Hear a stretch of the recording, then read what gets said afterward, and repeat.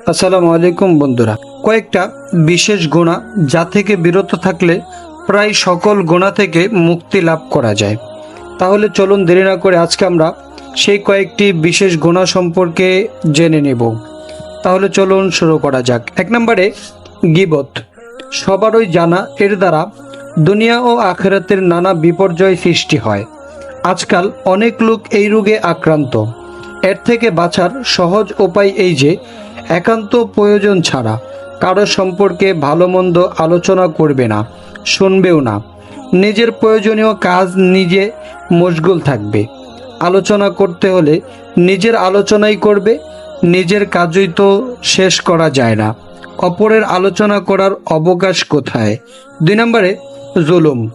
অন্যের জানমালের ওপর জুলুম করা, কথার দ্বারা কষ্ট দেওয়া, কম হোক বেশি হোক কারো হক নষ্ট করা, কাউকে অন্যায়ভাবে কষ্ট দেওয়া অথবা কাউকে বেইজ্জত করা, এসবই হচ্ছে জুলুম।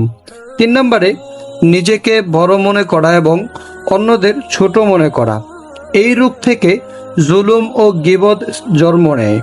এছাড়া হিংসা, বিদ্বেষ এবং ক্রোধের মতো নিন্দনীয় প্রবৃত্তিও এর থেকেই সৃষ্টি হয়। 4 নম্বরে ক্রোধ। ক্রোধে আক্রান্ত হলে পরিণামে পস্তাতে হয়, কারণ রাগ অবস্থায় বুদ্ধির বিবেচনা হারিয়ে যায়। তাই এই সময় সব কাজই হয় বিবেক বুদ্ধির পরিপন্থী। মুখ দিয়ে এমন মারাত্মক কথা বের হয়ে পড়ে অথবা হাত দিয়ে এমন অশোভন কাজ সংগঠিত হয় যা অনেক সময় মারাত্মক বিপর্যয়ের কারণ হয়ে দাঁড়ায়। রাগ অবদমিত হওয়ার পর যখন আর কিছু করার থাকে না এবং তা সারা জীবনের মনোপীড়ার কারণ হয়ে থাকে। 5 নম্বরে বেগানা নারী পুরুষের সাথে যে কোনো ধরনের অবৈধ সম্পর্ক রাখা। বেগানা নারী পুরুষের সঙ্গে দেখা করা, কথাবার্তা বলা, নির্জনে ঘনিষ্ঠভাবে বসা অথবা তাকে খুশি করার জন্য নিজেকে সাজিয়ে গুছিয়ে রাখা বা মোলায়েম ও মিষ্ট সুরে কথা বলা, এসবই অবৈধ সম্পর্কের অন্তর্ভুক্ত। এই অবৈধ সম্পর্ক খারাপ পরিণতি ও বিপদ ডেকে আনে। 6 নম্বরে হারাম খাওয়া।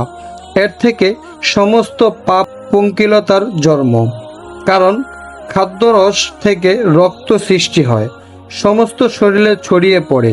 সুতরাং খাদ্য যেরকম হবে সেই প্রভাব সমস্ত অঙ্গ প্রত্যঙ্গে সৃষ্টি হবে এবং সেই ধরনের কাজই অঙ্গ প্রত্যঙ্গের দ্বারা সংগঠিত হবে। যাই হোক, 6টা গুনাহ উল্লেখ করা হলো। এই গুনাহসমূহ বর্জন করলে অন্যান্য গুনাহ থেকে দূরে থাকা সহজ হয়ে যাবে এবং আশা করা যায় আপনা আপনি দূর হয়ে যাবে। আল্লাহ তাআলা আমাদের সবাইকে এই সমস্ত গুনাহ থেকে বেঁচে থাকার তৌফিক দান করে। সবাই বলি আমিন।